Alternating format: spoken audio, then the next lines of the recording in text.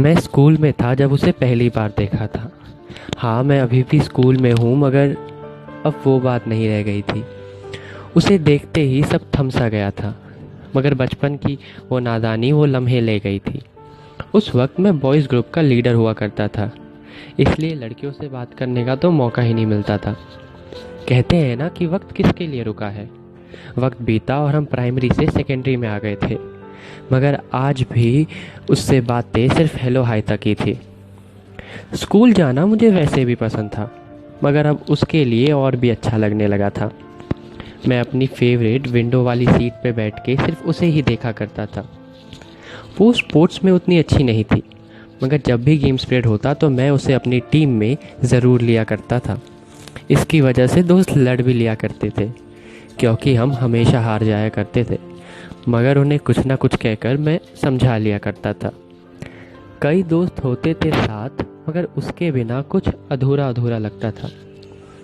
जब भी पास नहीं होती थी तो बस यही सोचता था कि कैसी किस्मत है यार, कि क्लास में रहते हुए भी मुझे बस उसका नाम ही पता था। बस एक दिन यही सोच रहा था कि हमारे क्लास टीचर की आवाज़ सुनाई दी।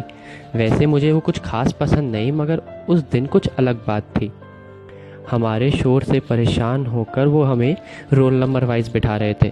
ये सुनते ही मेरे चेहरे पे एक स्माइल आ गई। मेरा रोल नंबर उसके एक बाद ही। मैं खुशी खुशी उसके पास जाके बैठ गया, मगर वो थोड़ी उदास लग रही थी, इसलिए वो दिन सिर्फ हाई के साथ बीत गया। उस दिन उससे कुछ और बात नहीं हुई। उसके साथ बैठने की खुशी में वो दिन कैसे निकल गया ये पता ही नहीं चला था। दिन बीते और हम एक दूसरे के नाम से तुम पे आ गए थे।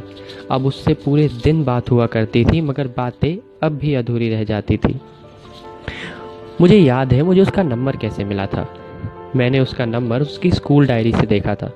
मेरे पास कुछ नहीं था कि वो नंबर कहीं लिख पाऊँ, इसलिए पूरे दिन उसे रटता रहा कि कहीं भूल ना जाऊँ। नंबर तो मिल गया, मगर उसे मैसेज करने की हिम्मत अब भी नहीं थी।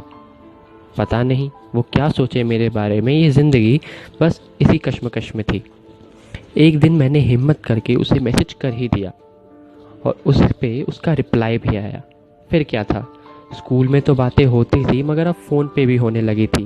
पूरा दिन बीत जाया करता था, मगर बातें अब भी अधूरी रह जाया करती थी।